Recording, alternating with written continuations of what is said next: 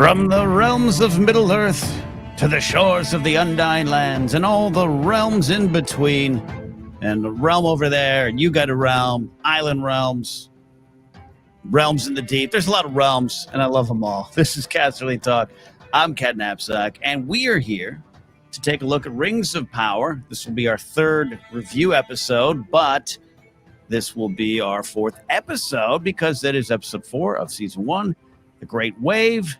Director Wayne Che Yip, writers Stephanie Folsom, working also with a script from J.D. Payne and Patrick McKay. They all work together, kind of. You got to look at those ampersands and those ands to determine who did what. Well, I'm Cat Napzok. You know who's done a lot of things in this world? It's Rachel Cushing, and she is here today. Rachel, it's just you and I. You got the lore for.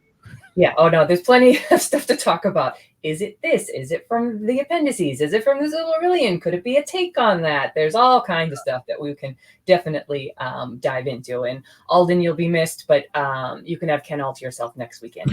I have a wedding, so I won't be able to help review episode 5. So hey, it all today. You know, Alden definitely, he gets me a lot here. All right. Alden is traveling.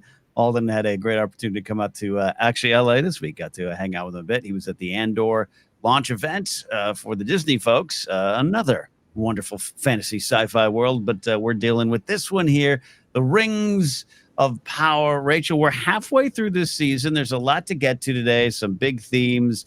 How to go forward, which is interesting. The fear of others comes together. Lies, deception, and the truth. Friendships, connections, and a lot about paths of darkness, as always, which is determining which is the light and which is dark.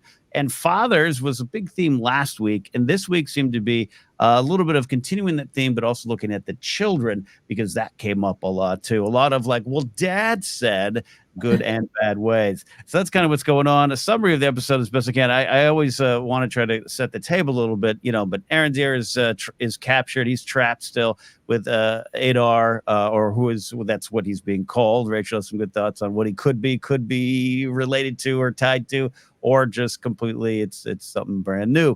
A lot of speculations there. We didn't spend any time with the Harfoots. They were out traveling about with the Starman, but the Starman gets mentioned here as well. We are also finally reunited with Theo, Bronwyn, everyone there from the Southlands going to the tower to find safety, and a lot of great stuff in Numenor. Galadriel kind of making some waves. Ooh, that's sensitive, maybe too soon, but also making some good points. Halbrand making some, dare we say, dangerous points, good points. We'll dive into all that there. Rachel, your overall thoughts here on the themes, the episode, good, bad, and the otherwise. Yeah, it's so weird to think that we're halfway through. And given that, I will say that I found this episode a little slower than the previous two. When you think about in terms of what characters have decided or have moved like any forward momentum, there's actually not a ton. And when you're halfway through a season, you're like, I find myself a little bit like, I feel like some of these revelations and some of these things could have happened a little bit faster, such as like Isildur, deliberately messing up his chances and then accidentally messing up his friend's chances to be part of the Sea Guard. I felt like that could have fit last week pretty easily because that story could have gone and you could have ended there. I also feel like the mithril stuff, obviously, like I adore it. I named my cat after it. And you own some, I'm sure, right? Right. And I think I know where they're going, but again, I just feel like we probably could have introduced mithril itself, because this idea of, some people hiding things, the dwarves from the elves from the dwarves, and all of this stuff was already planted. And so to go through this entire episode to get there, I don't know, like some of this stuff for me, again, as an editor, I often think like they could have moved stuff up so that we could be a little further along than we are right now. That's pretty nitpicky though. Generally speaking, the story they're telling, the characters and the beats that are on the screen, I'm enjoying pretty much across the board. Little things here and there, but generally speaking, like, it is great to see Galadriel finally sort of taking a step back, having been advised by Halbrand, take that for what you will, but she uses that advice to finally make headway with Miriel in a way that is not so pompous and do this and I will cut you down and go behind your back if you don't go my way. Like she's not a good politician. This is, she's still learning that. And I liked seeing that. That was great to me. Yeah. But amazing moments, and honestly, big theme, like what you said for me, Adar being father coming into this episode, but then being more than that. To me, it was so much about legacy and all of these people trying to live up to their fathers, their parents in some way, shape, or form. Names are dropped left and right. You finally get some backstory from Elrond and to understand sort of like one of the reasons he is the way he is, the dynamic between Durin the Third and Durin the Fourth. Like, to me, there was so much talk about forebears and ancestors and passing down information and what children do with that and how parents are trying to protect them. And when parents aren't involved, what do you do? Like, there's just a lot of great stuff there that I really thought flowed well from last week. Yeah, absolutely. Picked up where the themes were last week, and it's funny because I have a lot of different like theme categories. I put this one, how to go forward, which just it goes into a lot of cultures that we can discuss some of the lore. We try to keep this discussion. It's in a weird spot where it's an older property. It's a lot of us have lived with, whether you've read the books or not. So you might have some thoughts. You might have know where some things are going, or you've seen the Jackson movies and you get where some of these cultures are heading and some of these lands are heading. We're also trying to take it as it comes week to week. But I couldn't escape it, Rachel, watching whether it's Khazad-dûm, Numenor, Southlands, all these places where I kind of have a feeling, because I've seen the maps, where they go or where they vanish, all those kind of things. And you have all these choices and how you go forward. But all that ties into what you talk about. Talk about children and fathers, legacy, Elrond talking about that. And then the truths, the hard truths, which is something you and I talk a lot about. If you talk about Game of Thrones, you've learned the lay of the land, the hard truth. A lot of it has to do with legacy. So it's like this flow chart that all goes into what you talked about. Legacy, it's a big thing. Definitely there. All right. Yeah. And overall for me, I really like your point about, hey, we're halfway through, because I did enjoy this episode, but I enjoyed it in this way of like, all right, now we're really getting started. And then I kind of looked at the calendar and was like, and then we're almost going to be done, which is not a bad thing. It means the show has given us a lot, and it's a lot to get through. It's a big map to wander around. But I really actually take your point and always trust your editing thoughts. Obviously, I edit on iMovie. I don't think you do. So yeah, I there's a lot to get to, and the fact I understand the decisions to, not pick up with the Harfoots this week, because we also had left some players off the map last week, and that's just kind of how it's going to go. And I'd rather have that than jamming them all in there. But now it feels like I have to kind of catch up with some of the characters week to week, each episode, which again, totally fine. Like you said up top, this could, you look at it as nitpicky, but I just think there's so much, and I sit down and I'm taking it all in, and then knowing that we still got some big things to get to in a short amount of time. That's all I'll say about that. I'll agree with you on that point. But overall, I thought this was lore heavy in a wonderful way. The world building, which by now the world should be built, and I think it is. And seeing some of the big heavy themes hanging over all these characters is really getting interesting for me. So a lot to dive into. We're going to look at some of the big moments right here, right now on Casterly Talk. So, Rachel, what jumped out to you for a big, giant moment? Where do you want to go first? I mean, my favorite scene was Galadriel and Miriel introducing a Palantir into this story. And they actually stayed fairly true to the lore in terms of, saying that there were 9 seeing stones and that they were gifted to the Numenorians to help them. And as we see later in Lord of the Rings, how that they're actually kind of end up being corrupted. So it's the idea of like, and I think this might also tie into like the sword that Theo has, and even the dagger that Adar has, like the idea, Mithril as well, things and then the object itself is not inherently good or evil, but it's how you use them in the world. And so I really kind of focusing on a lot of those little tidbits. But regardless, that scene to me was, like I said, forward momentum for Galadriel, honestly, forward momentum for Miriel, and also gives us more insight into her.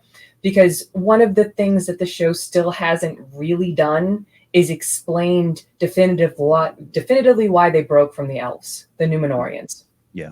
They've said it was many generations ago. You got a hint of it during that sort of like crowd rousing scene, the guy that Halbrand beat up, and then Farazan, checking in. But you can play it as like, if we were friendly with the elves or we allowed them to come to the island, they'd take over because they're better at everything. They'll take our job. They live forever. Like that, they would take what we have earned and built for ourselves.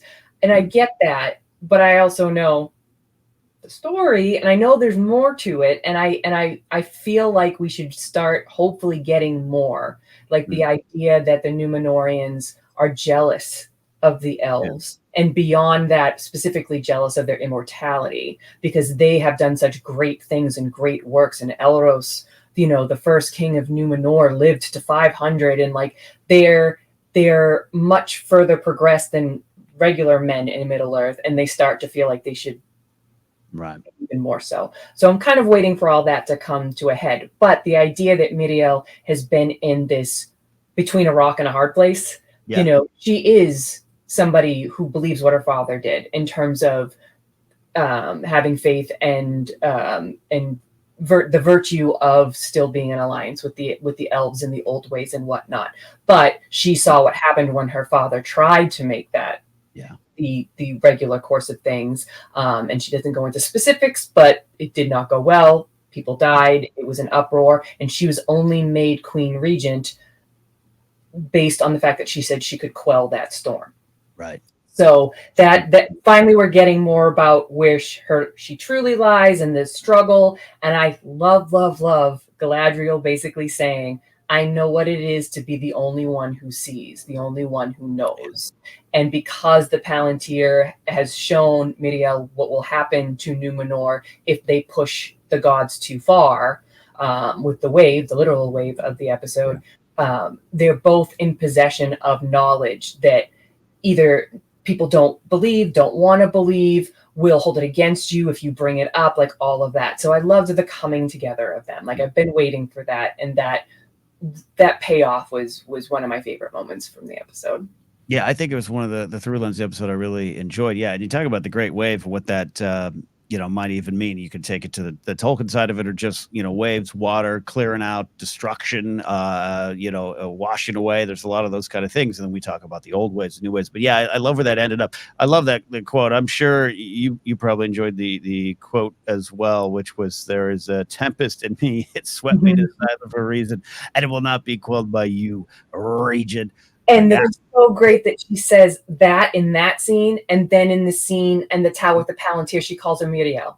So there's progression there. Like, and again, all kind of thanks to Halbrand, just in terms of showing Galadriel another way to look at things. It's not all about, bull in a china shop. I'm an elf, so I know better. Do it my way, or, I'll go over you, or whatever. Like Halbrand says, I would never question your ability as a warrior, as a fighter.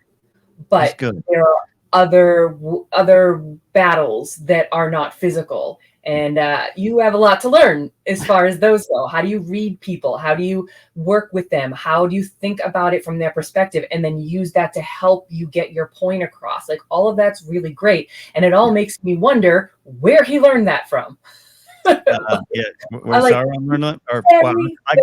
knowledgeable about people, and it sounds like about ruling and all of that. So I'm like, we all know the mystery's probably not going to get solved for a while, but Halbrand, just continuing with the mystery. To sidetrack ourselves to that a little bit, I just called him Sauron. I still love all the theories, and I'm not marrying myself to one. It's just there's little tiny things, just even him kind of connecting in a way with Farazan, who clearly has the people, it's not that Muriel doesn't have the people. Like, I love the way you described in this Rock in the Hard Place, but that was really telling because you have this theme of the fear of others, which shows up in a lot of fantasy things or even sci-fi things, and that's how leaders can incite people and stoke fear and the fear of others. And it's Tamar is his name, speaking to the crowd, riling them up about the interlopers on their land. They're going to take our jobs, they're going to take our houses, they can live. Pretty powerful stuff, pretty real world stuff. And here Farazone kind of having their ear, and the fact that you have that little hint that Halbrand is kind of like, hey pal, put that sword away, I got some information for you, and then he's out and about. Just to see that at play.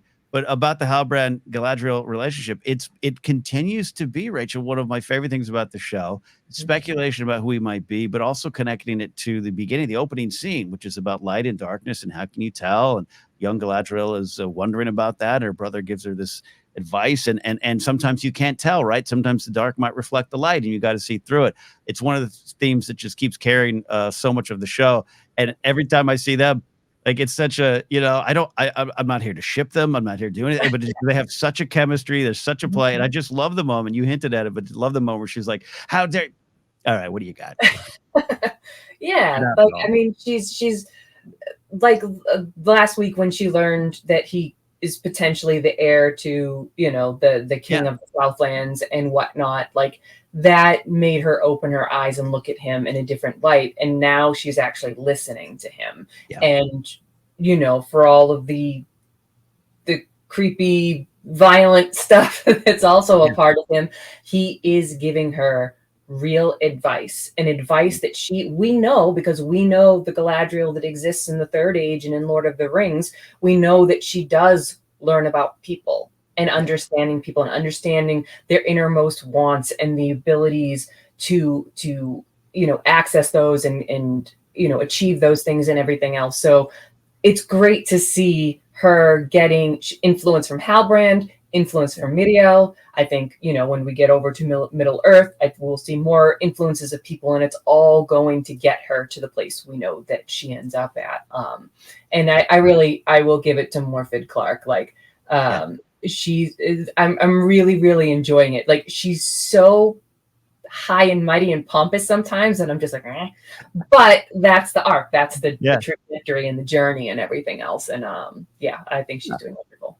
Look, it's one of the things is like she's got a lot of reason to be at times, right? Which is that thin line, and even Halbrand, again, going back to him, it's like his advice is so good and it's so dangerously good, and he's just basically like, yeah, you find your fears, their fears, and then you can communicate with them a little bit better, but also use your fears to your advantage. Just dangerous. And again, I'm still half rooting for him just to be a good old bloke that was out in the ocean that got saved and might be a king. Maybe.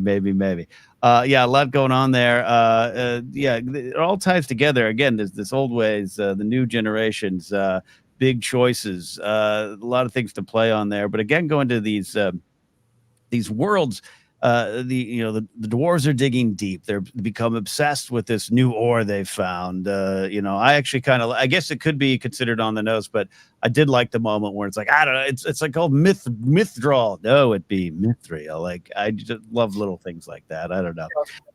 They're obsessed, but they've got some big choices in front of them. The Southlands, that map looks mighty familiar. They got some mountains that might turn into something in that area.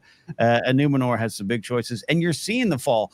I was fascinated with all that there, and I wanted to talk to you actually, Rachel, about seeing a vision of the fall that is believed to be true, and as seeing that on screen for you as a longtime fan. Did it have any effect?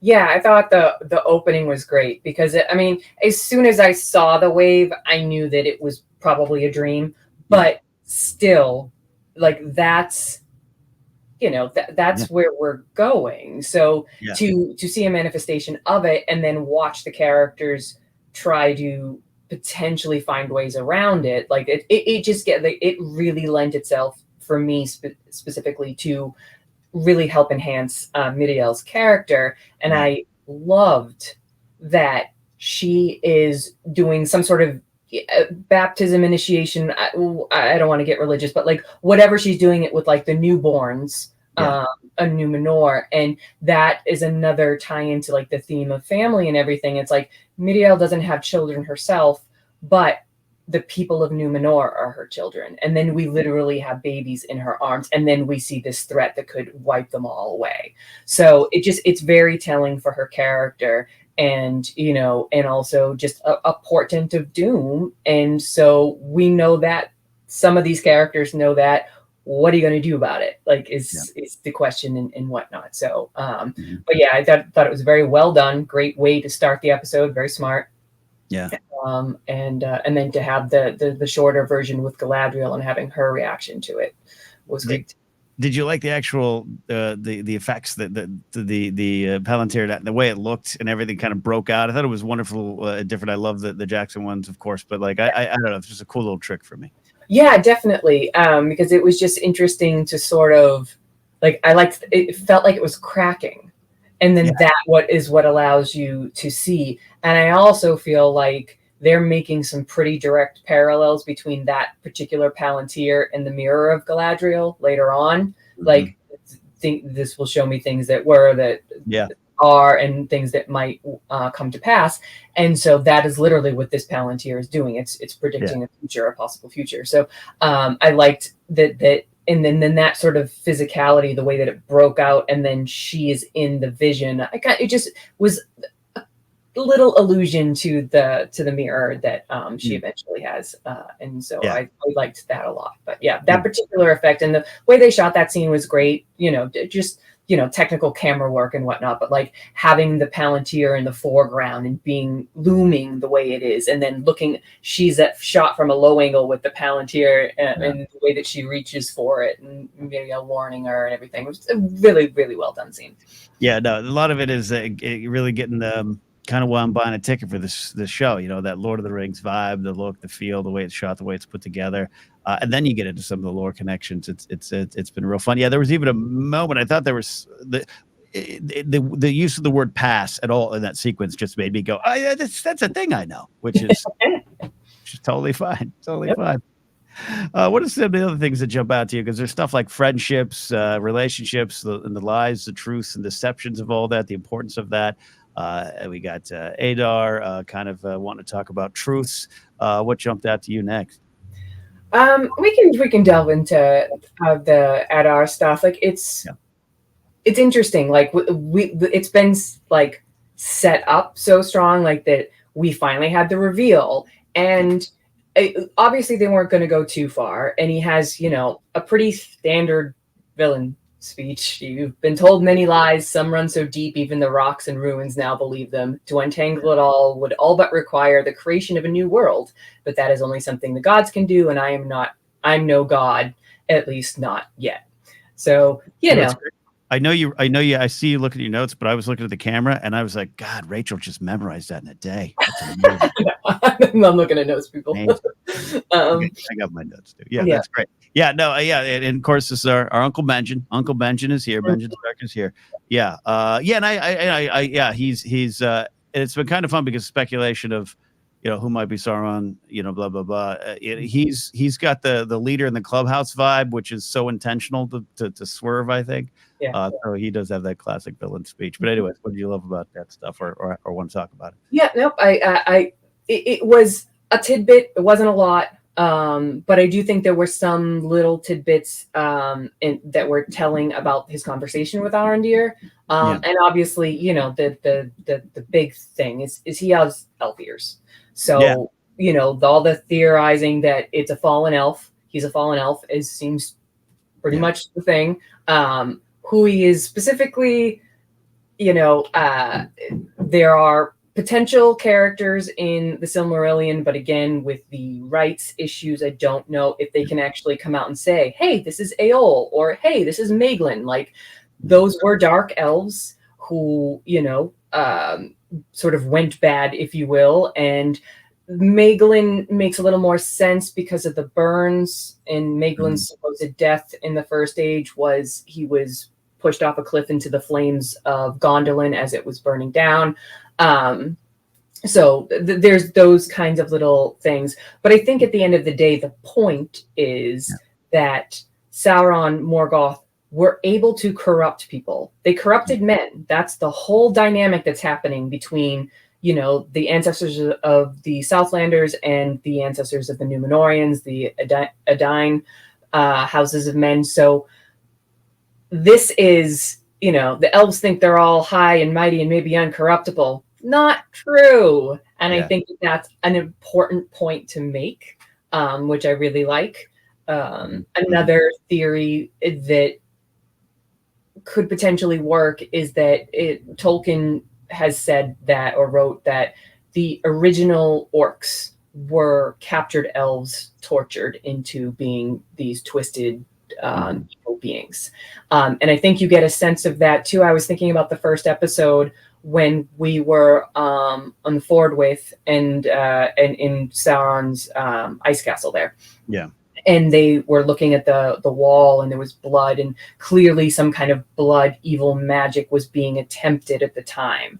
So I feel like I was sort of getting echoes of that in terms of what these orcs are looking for, that blade that Theo has, but also that they are, in order to create a new world and become a god, as Adar says he wants to do, I feel like needs a bigger push and needs a magical or evil element in that way. So yeah, there's a lot there to think about. The show didn't actually give us a whole lot, but for the lore heads, our brains have been spinning. Whatever he ends up being, I do think it's going to be mostly an original take on it. Because as far as we know, like I mentioned 2 dark elves from the First Age, as far as any of us knew, they died. So they could rewrite a little bit. There's wiggle room for that. But I think it's more about just, like I said, an elf that goes to the dark side. And hopefully we'll learn a little bit of the how and the why with that.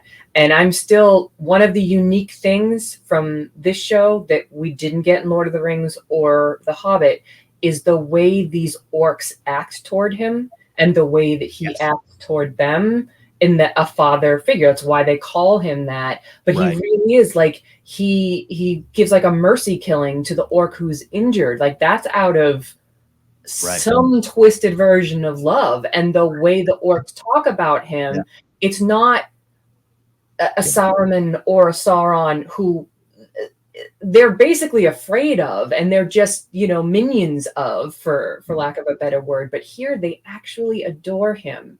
And I think that's very different, interesting, and will tie into once we get more revelations about him.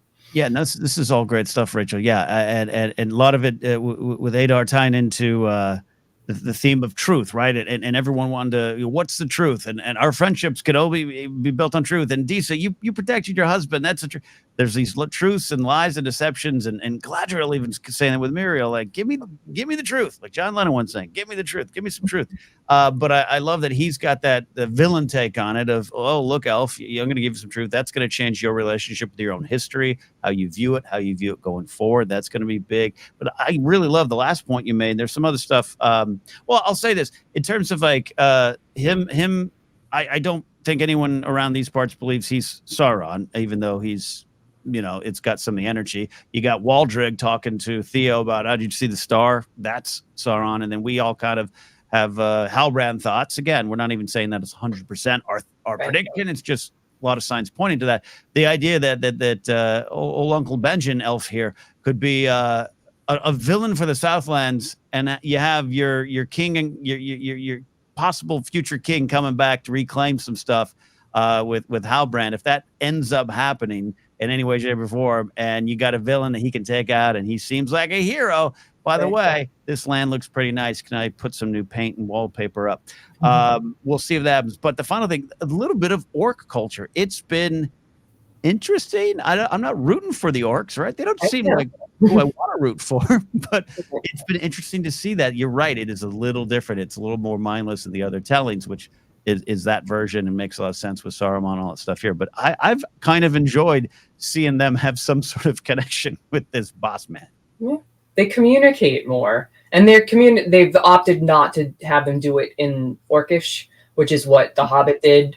But they are both slightly sillier than the Lord of the Rings orcs, but Yeah. still terrifying at times, and it's just this idea that they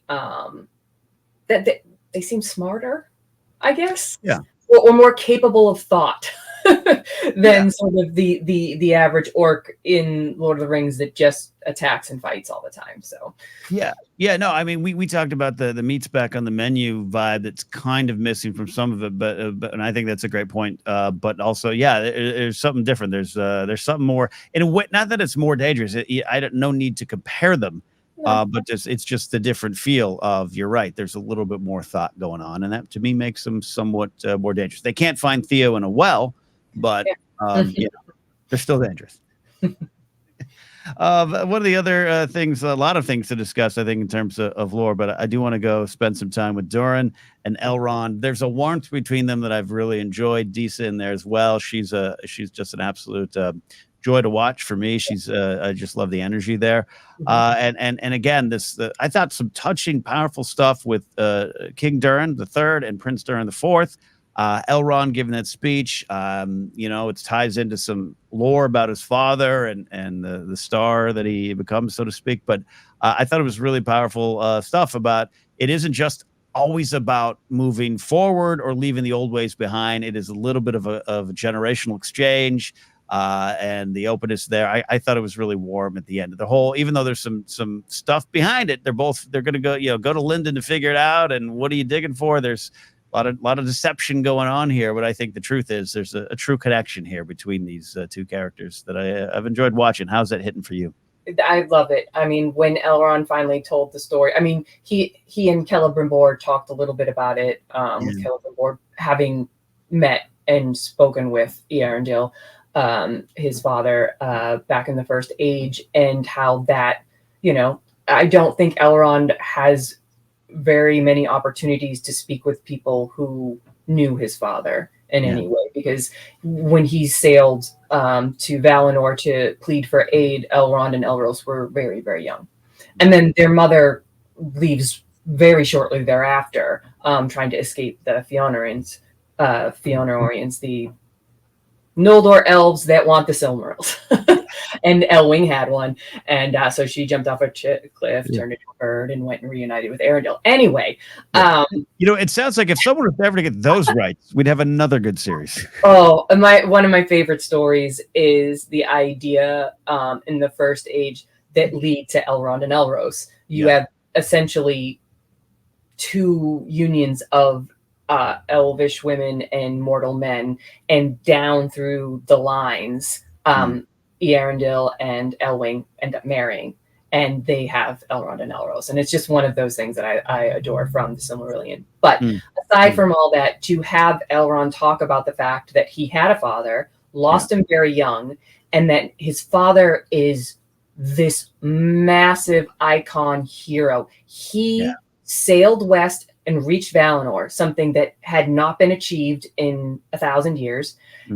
He successfully pleaded the case and got the Valar to send an army to defeat Morgoth. Like, that alone gives you hero status. And then after that, they also decide the only remaining Silmaril, which Elwing had and brought to him, they put on his brow and gave him a ship to fly through the skies, and he becomes a star. Right. Like, if you're Elrond, you're like, how do I live up to that? Yeah. How? Look, your dad's the king and you're a prince. You're going to be all right. My dad's a star. Yeah. So it's really telling, I think, about him, and also why he's kind of being portrayed a little bit as like, I don't want to say this in a negative way, but like the guy who has more humble beginnings and is working his way up and schmoozing the right people and having the right plans, and like, to get up the ladder, the hierarchy, because as we said in a prior review in the first episode, they didn't say he was an elf lord. Right. So you can see why he's trying to be the best herald for Gil-galad and be the person who fixes Celebrimbor's problem and whatnot. However, now my brain is...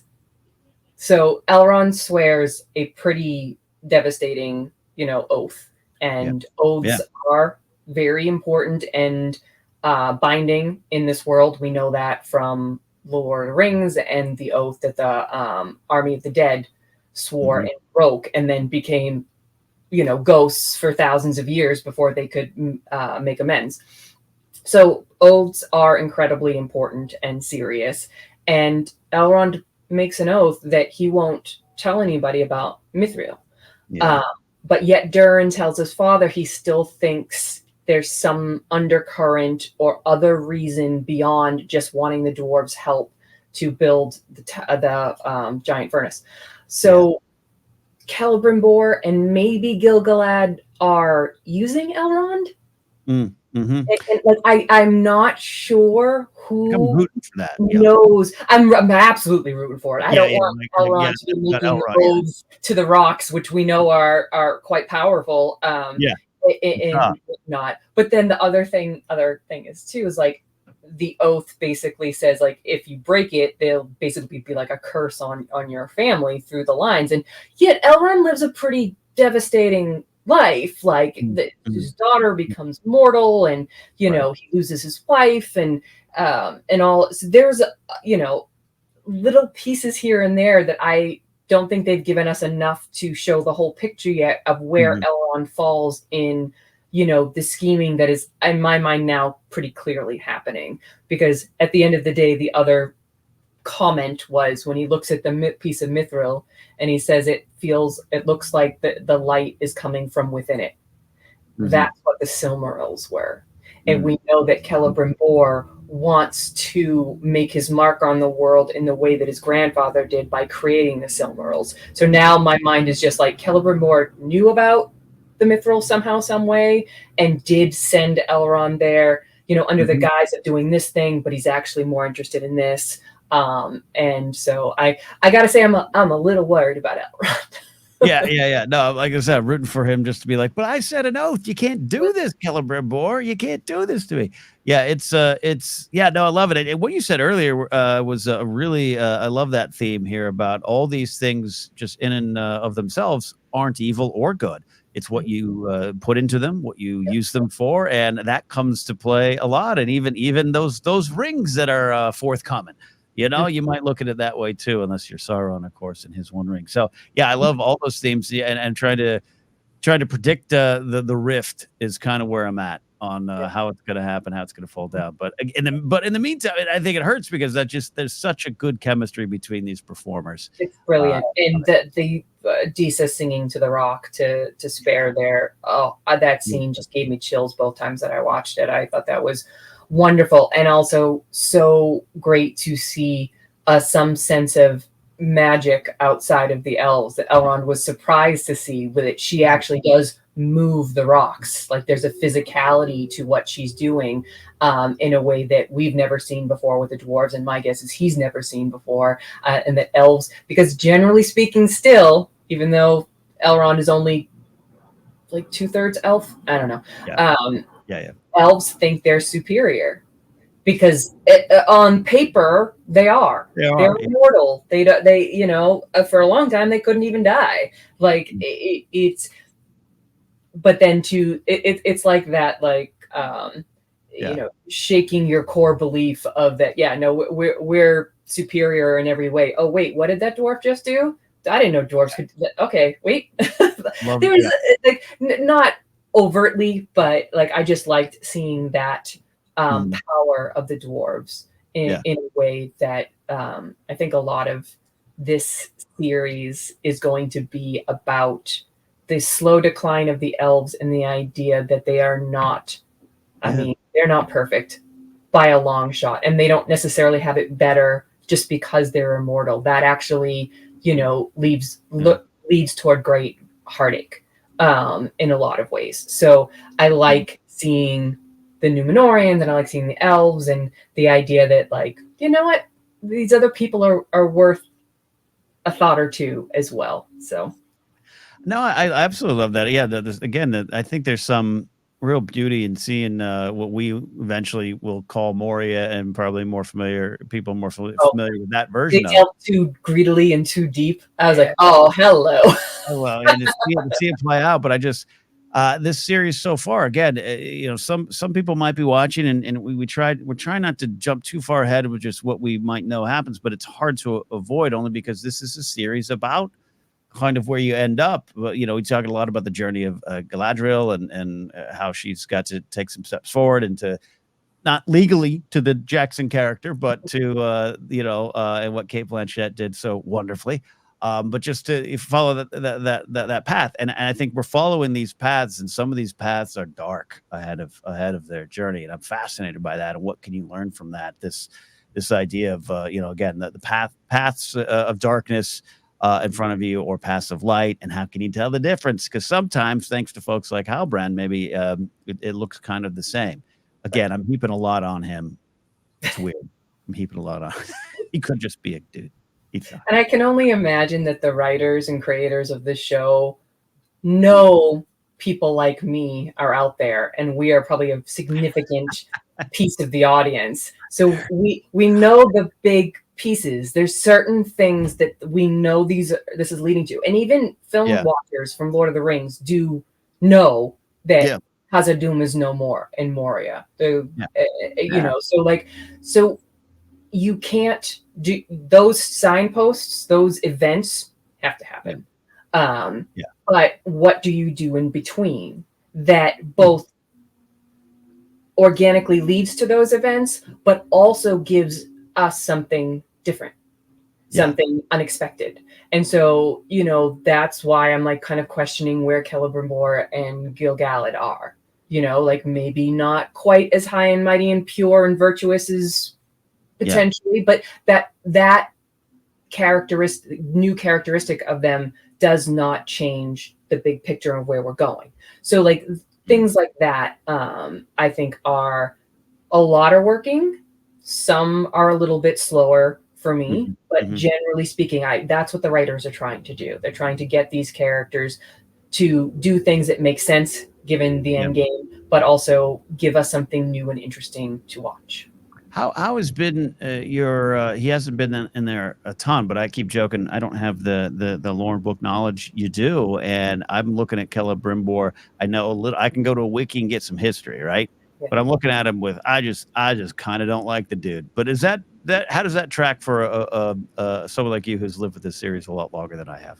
It works. It absolutely works. I'm not going to say where it ends, but I'm just like, even the little bit that I mentioned in our first review, Celebrimbor is the grandson of the elf who started the war against Morgoth. Now, you would argue Morgoth started the war by stealing the Silmarils, but Feanor was the one who gathered all of his people, made them swear blood oaths to recover the Silmarils or die, and most of them ended up dying. So his pride and everything led to everything that happened in the First Age. And this is his grandson. Yeah. And we had that wonderful speech from him in the second episode that really showed that he, while probably understanding you don't want to, be the next Feanor, like not exactly how you want to do this, but still admires his grandfather for what he did. Because creating something is important to characters a lot of the time, and very specifically to him, the lineage being that his grandfather created the most beautiful items ever created in the history of all of Middle Earth, and he wants to make his mark, as we've spoken about before. But is he capable of doing that in maybe a slightly underhanded, twisted kind of way? Yes. yeah, and I would have the big thing about him. I am very much aware. Charles Edwards, I think's his name, is doing a great job of just even in the short amount of time. I'm just like, I know you're on the good team. I know you wear the uniform I'm supposed to cheer for, but I'm not necessarily cheering for you in a lot of ways, which has been fun for me. But also, I love what you're talking about. The creation is at the center of a lot of this, right? Even I've seen a lot of great articles this past couple of weeks about what the opening is and creation and music, how it's important to a lot of Tolkien lore and music and creation kind of come together. There's a lot of that. You got a lot of the Builders Guild stuff here. You got the daughter. I haven't. What's her? Arian, yeah. She was actually one of the things that I feel like they're dragging their feet on a little bit. How so? I And, like that. Go for it. yeah, it just like Or in Kemen. Kemen as well. At least Mm. we met Kemen in this episode, and so we were learning characteristics of him. Yeah. We didn't learn anything about her that we didn't already know in last week's episode. She was more of a, what character can we put in this circumstance where the crowd starts to come together to give us a perspective per se. Yeah. Yeah, but what's the one interesting takeaway, while it wasn't necessarily blatant there, is following it through in the theorizing. If she ends up in a relationship with Kemen, who is the son of Farazon, and she is watching this crowd, be against elves so much, if she doesn't end up sort of being one of, like, choosing that side of the Numenorians and not the side of what they call the faithful, which means it would pit her against her own family. Right. So I could kind of see maybe that's where they're going, but I was like, got nothing from her about her in this episode, and she kind of just popped up a lot in a really weird way to me. But I still like the actress. I like giving Ellen Deal a daughter. Being in the Builders Guild, there's a lot of potential things that have to get built later. Be very involved with those. Like I said, I like the character. I just didn't think the writing of her in this episode did anything for us, really. Didn't gel for you either. Yeah, no, yeah, some interesting stuff. She's often in some spots to get to a little point of view for us, maybe a little bit at times, seeing there on the ground. Yeah, no, I like what you're talking about there. And the call. What do you think about the call for the West? What I keep calling the call of the West, which is Isildur, just kind of hearing the voices from the land, and he's supposed to maybe be more of the sea. That's just kind of my general way of looking at it there. Yeah. Again, knowing a little bit what's coming with him and his father and everything. I don't know. How's that jabbing for you? For me, like I said at the beginning, it works. I just think they didn't need to drag it out over 2 episodes. I think that getting kicked out and these consequences of that with his friends and everything else, like, we already saw him on a ship and heard the call and everything else. And I know the idea is that he did this on purpose for himself, not knowing it was going to affect others. But again, I didn't learn anything more about him, except that he was willing to throw himself under the bus to get what he wanted, and then feel bad that he potentially doomed his friends, especially now that they've all stepped up to be part of the expeditionary force that Queen Miriel is going to take to Middle Earth. You can see further consequences, potentially being 1 or 2 of them dying, and that having been ultimately Isildur's fault. But again, what I'm doing is, like, the episode didn't really do a whole lot for me in terms of saying all that stuff. It's just me projecting and everything. And I feel like there's a better way to potentially write these scenes, or quicker ways to write these scenes, so that you can actually get forward momentum from them a little faster and still, know where it's going and understand where it's going. Gotcha. No, I got you there. Yeah, and as far as the Isildur, just seems like he sometimes does things for himself without thinking about it. Maybe, maybe the bigger picture. Maybe we'll see. But he's such a good guy. He's such got a good heart right now at this point. The stuff there at the end, the big. I want to say switch from Muriel, but just maybe kind of making a decision. Fate brings you this big choice, and we've got to ask ourselves who we are. It's kind of the big one of the big ends for the episode, I thought there. I just kind of it was very Lord of the Ringsy for me, if that makes sense. I was inspired. I wanted to join up. Right. We got the big speech, and what, like, how, and again in the speech evokes their forefathers and the great deeds that they did that helped build Numenor. Does that drive, does that passion exist in the current crop of Numenorians? And if it does, what do we do with that to earn our place and to live up to the legacy of our forebears? And I really liked that in an episode when that's just everybody, like Isildur and Elendil, Elrond and Arendelle, Durin the Third, Durin the Fourth, Muriel to her father, also to the people. Galadriel once again gets her father gets name checked.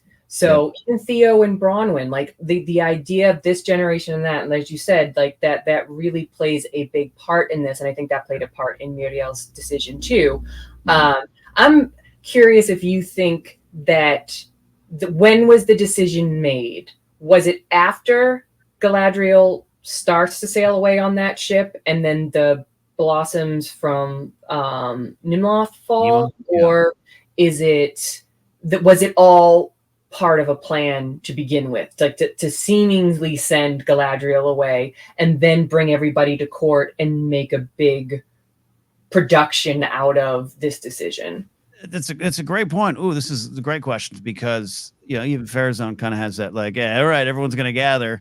You got their attention type of thing. And I initially, my initial viewing might have been that it was the leaves and how you interpret that, right, and what that means, and that this might not be a good sign that we're sending her away or sending her away alone. So I thought that might have influenced the decision. But I think that's a great point that you're also saying. Again, it's about lies and truths and deceptions and how you connect and how you get the messages across. But then it ties wonderfully into the best way to go forward, that theme and the generational exchange theme we've been talking about. So if I had to put some money down on the table, I'm saying the leaves caused it and she switched before the speech. What do you think? It makes sense too, because the last episode they talked about like most Numenorians believe when Nimloth starts to fail that is a portent of the Valar being upset with him.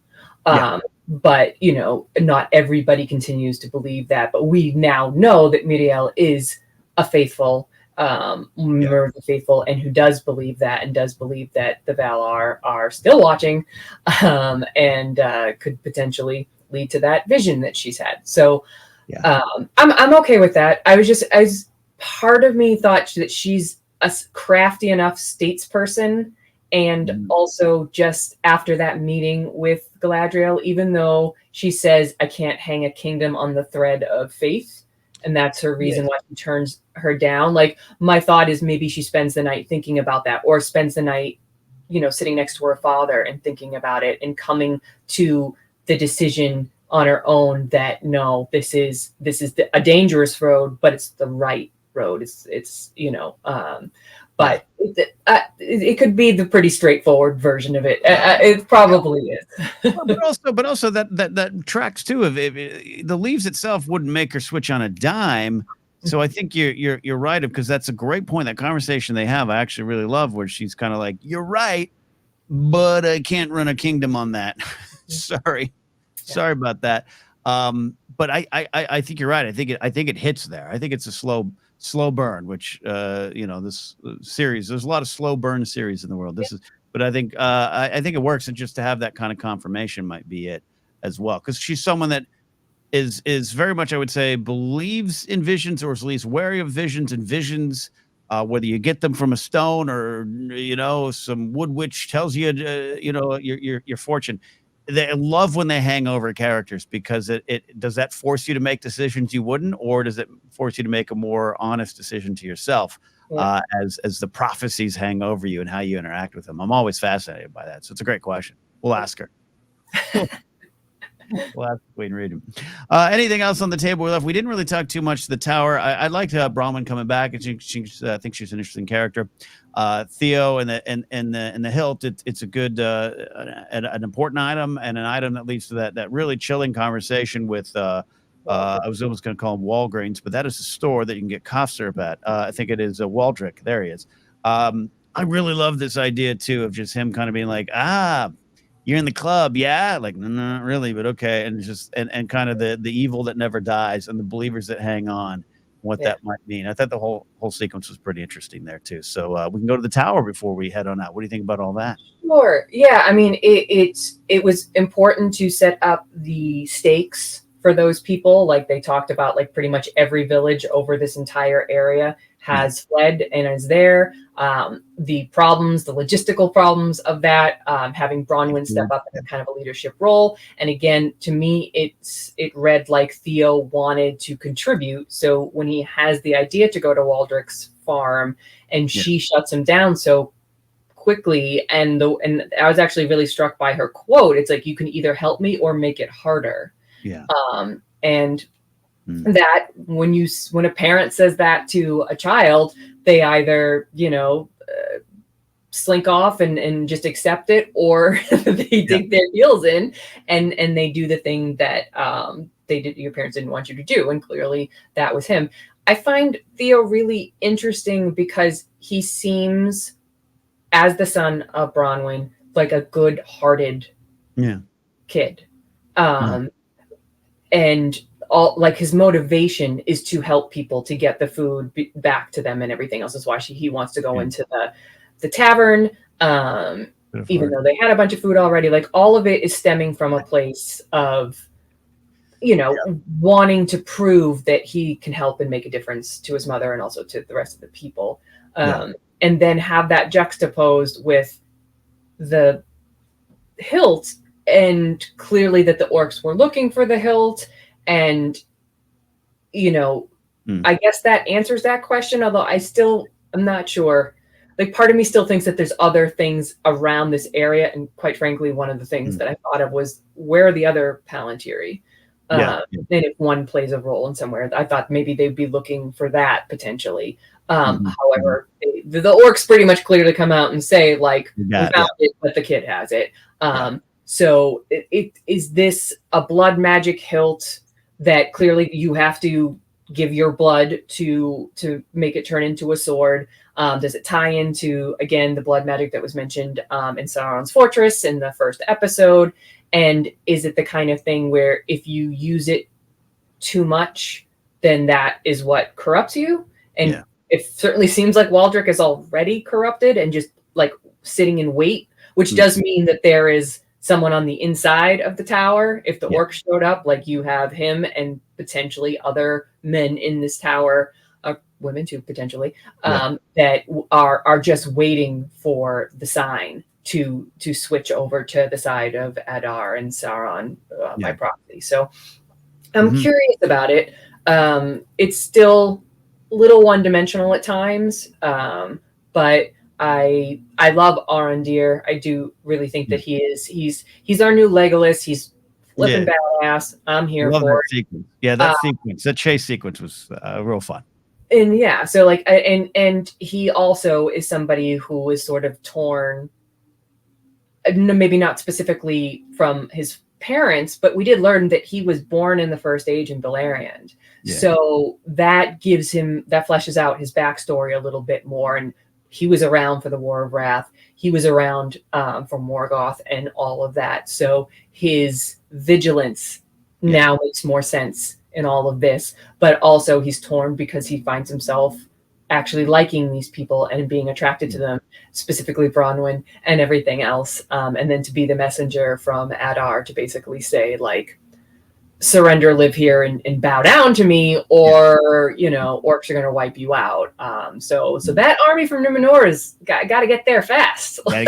Gotta get there fast. Building towards the season 1 ended. The sequence of say when he saves Theo. And as far as Theo, there's something that no fault of his own, the character, where I'm just like, I fear things for him.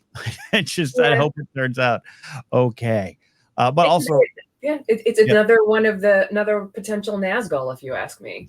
Like, just somebody that if they're young, he's young, so you can do more with the character over time. Somebody who is good-hearted but ends up being corrupted.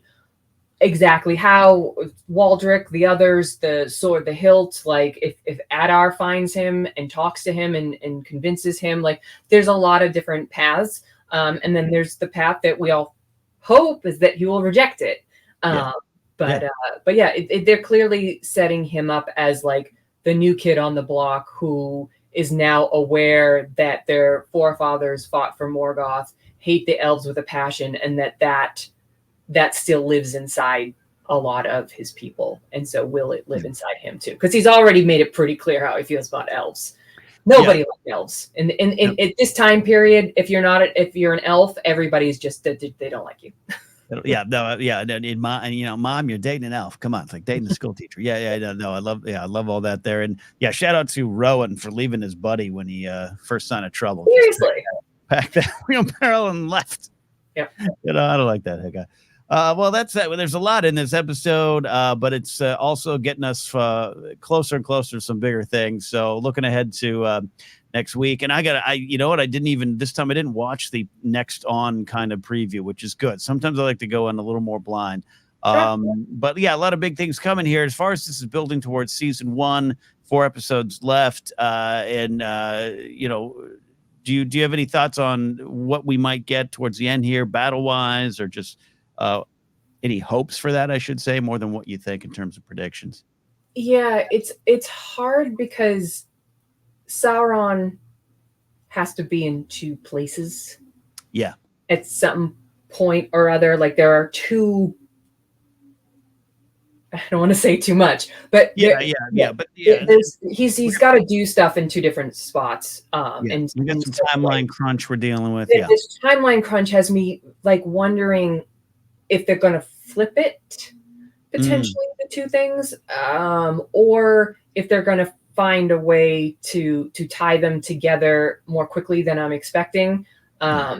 I mean, obviously, the fight for the Southlands is the focus, and I definitely Yeah. foresee that. Really in there, yeah. Yeah, but I think I'll be a little disappointed if we don't get a bigger.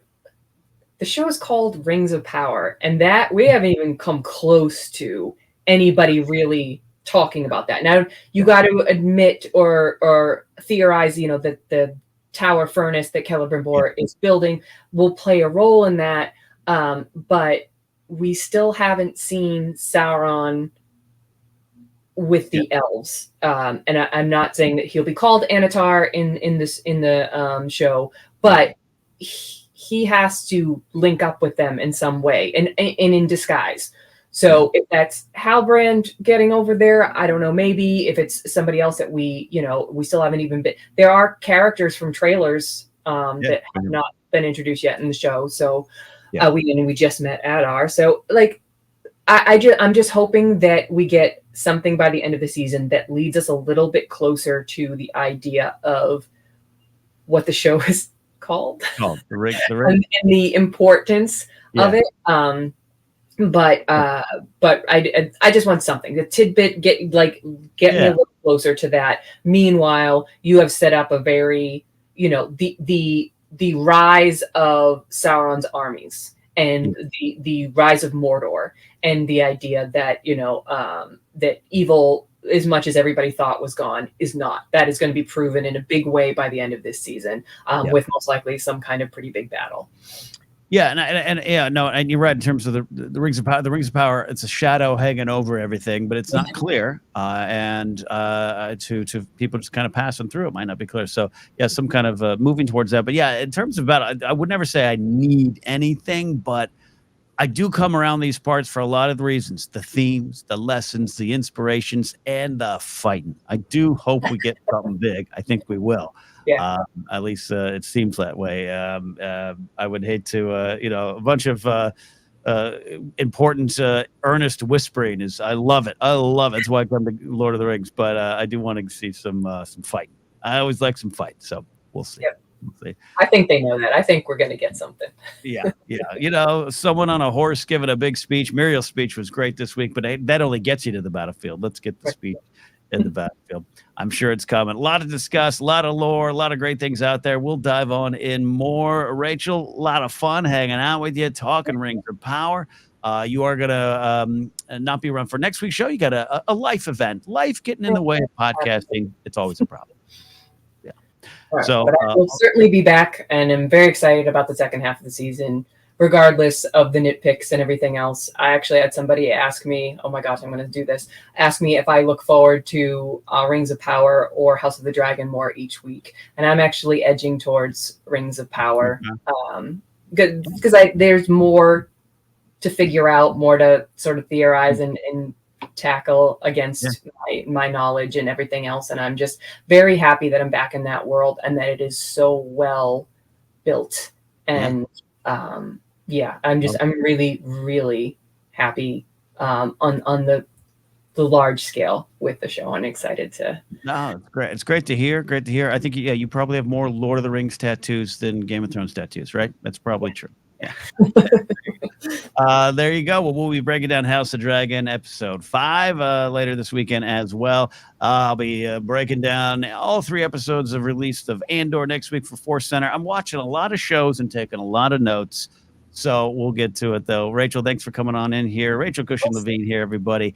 I almost want to say give a round of applause. There's no audience here, but always good to have you around here, Rachel. Where can they follow you if they want to tweet some lore questions for you or lore thoughts? Anytime. I'm on Twitter at Rachel Cushing Levine, all one word.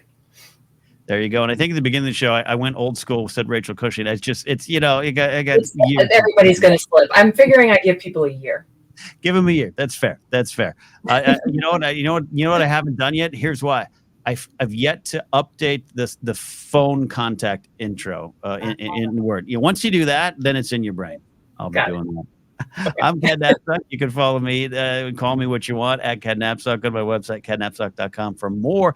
And just announced by Mark Ellis. Mark Ellis and I will be in New York City, the New York Comedy Club, October 6th and 7th. Gonna be a lot of fun. Come on out if you're out that way. And then a little bit later in the month, we'll be in Seattle. Information for that coming. So if you want to see us on the road, go catch our website. So Mark Ellis Live. .net or he's changed his Mark. The links go to kennapzok.com. The links there. I'm having one of those days. I'm also tired too. That's that. We'll get out of here while we're in one piece. Go fight the rings, everybody, or find the rings, destroy them. Do what you got to do. Choose light over darkness, even though it's sometimes difficult. See ya. Bye. Bye.